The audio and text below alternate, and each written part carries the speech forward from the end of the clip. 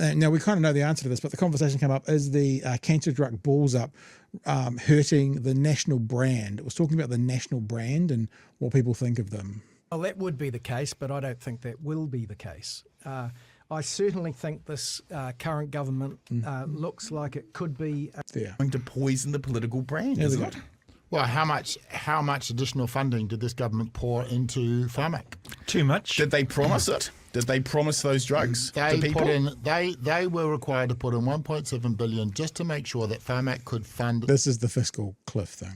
the existing drugs that were put in place because the previous administration did not adequately fund pharmac. And you know that because it was in the pre-fu, right? So this is what I was talking to Barbara about. The thing that doesn't make any sense is they're saying the last government didn't fund pharmac. So where do you stop that line? The last government didn't fund pharmac in 2037 either. Are we blaming it for them? How far out beyond a term do you expect the last lot to have funded the next lot? No, you have a budget that says this is the money for 2023, 2024. It finishes at the end of the 2024 financial year, 1st of April, and then you refund it. And this is the game they've played with fiscal cliffs.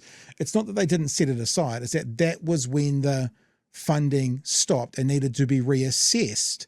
So what, the last government was expected to then go into financial year 2024, 2025 and fund that one as well. And if they had have done that, this national government would have gone, well, they don't get to say what's happening in our term. We make those decisions. So it's sort of a lose-lose that they can't get away with it. And again, unfortunately, National's done a very good job by having this bumper sticker that says fiscal cliff, which means nothing. And in the budget. The budget. The fact that you announced the fact that you were acting badly does not get you off the hook for the fact that you acted badly. But who made the promise? Who made the promise? The reality is that the previous administration massively underfunded something that you actually ideologically believe in. Look, the problem with Chris Luxon, or the problem I have with Chris Luxon, is he shouldn't be offering these sorts of promises in the first place because this is a party of personal responsibility. So on the one hand, he's a hypocrite. Person responsible. He is a hypocrite for a promise. You might have missed that question in the background. It might have been Bomber saying, how is cancer personal responsibility? Which is a pretty good question. Right, talking about personal responsibility, what? Coming from a man who I think smokes like a chimney, that's possibly a way cancer is personal responsibility. But for your average Joe, maybe not so much. To do something he doesn't believe in. Look, I got those talking points. I got them emailed to me too from the Prime Minister's office. I got them from Nicola Willis. But but I would say though, if the government did manage to increase, solve that problem and get the 1.7 billion, they did chip in 1.7. Why not make it 1.98? I mean, it's just a rounding error in the scheme of things, given they're the biggest borrowing government in the history of New Zealand. Follow-up question. Oh, don't you love it when Comrade Matthew Hooton turns up? So exactly, if they could fix it up for 1.7 billion and sort it out, what was wrong with 1.97 billion and then paying for the cancer drugs? Beautiful little snippet. I mean, whether you love him or hate him, and some of his politics in this podcast, they're like, oh, I'm neoliberal. But when he's on point, he's smart enough to be cutting with a few sentences, Chewie. Yeah, that was. I must admit, I watch a lot of working group clips, but this week's one was actually the first one that I watched from start to finish, along with quite a few in the chat. Like this one here. Do you see the commenter on this one here? Mm-hmm. And yeah, through most of that, I agreed with what most of Matthew Putin said, which Matthew Hooton. Said, which surprised me. And I think that even more than normal, twice convicted fraudster Damien Grant was in very, very poor form and tried to take an ideological libertarian position that getting cancer is the cancer victim's fault. Yeah, and I guess forces. Following out from that, the government shouldn't contribute to pharmac, and those people should honourably walk out into the snow and die. Yeah. And that is why we shouldn't ask Damien Grant for any opinion on anything, because he's nuts and a fraudster. I've got a conversation that's going to kickstart after this next clip, but this next clip is talking about basically how can ACT support budgets that are completely contrary to their ideologies. like talking about this government. So this part of the conversation was talking about, will this government last the first 3 years? That was the overriding part about this part of their conversation.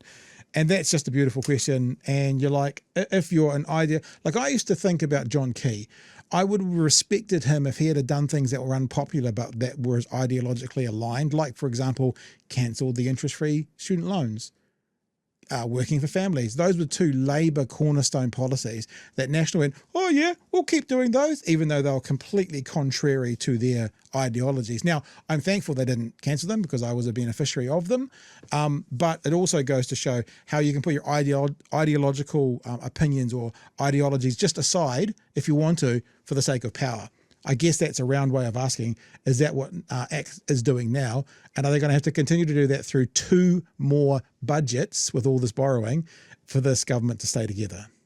How long can ACT continue to back budgets completely at odds with their values of small government? Yes. Well, it's surprising they backed this one. Wasn't it? But they're hoping for more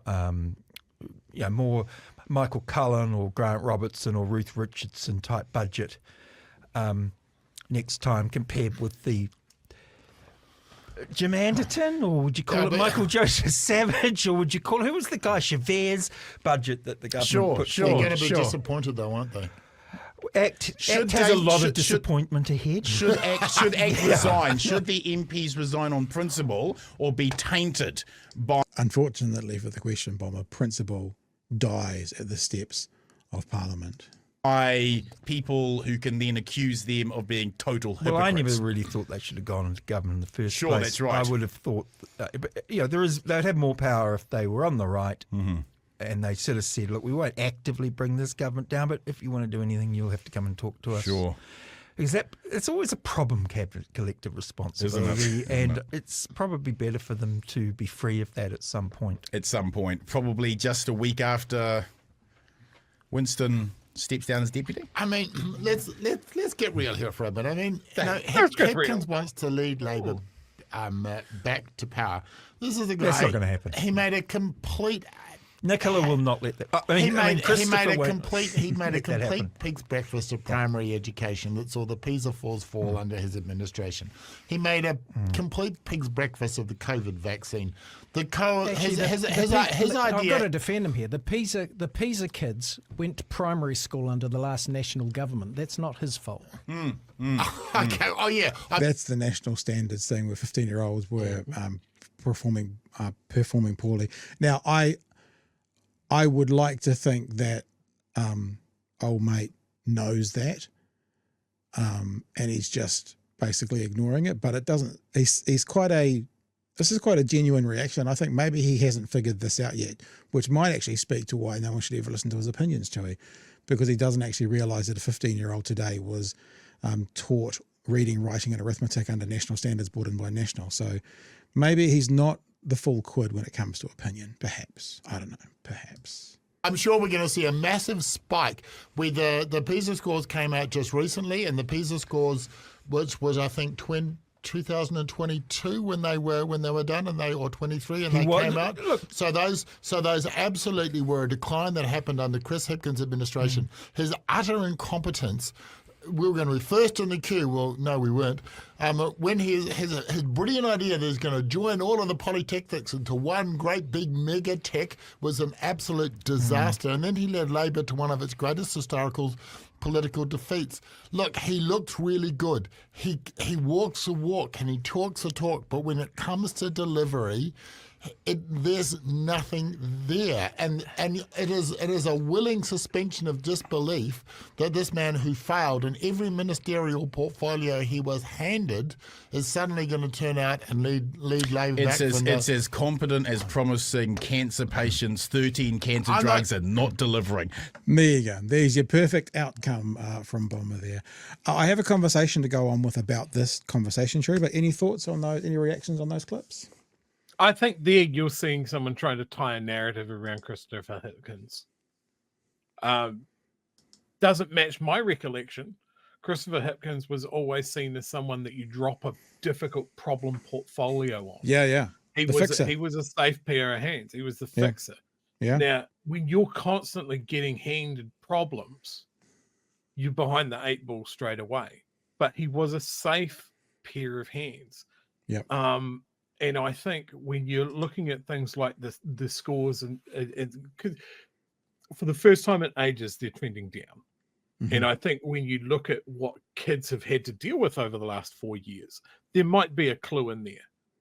And this constant narrative to the right that we mishandled COVID is an absolute fucking fiction. And it must be vehemently pushed back against by all comers every time it comes out. People like Damien Grant would have opened the gates in a heartbeat because a business confidence survey said that it should. Yeah. And it would have ripped through the workers, and we'd be stacking it up like cordwood, and then we wouldn't be talking about the schools at all. Yeah. So Damien Grant, twice convicted fraudster and genocide enthusiast, is probably not the best person to ask about these things.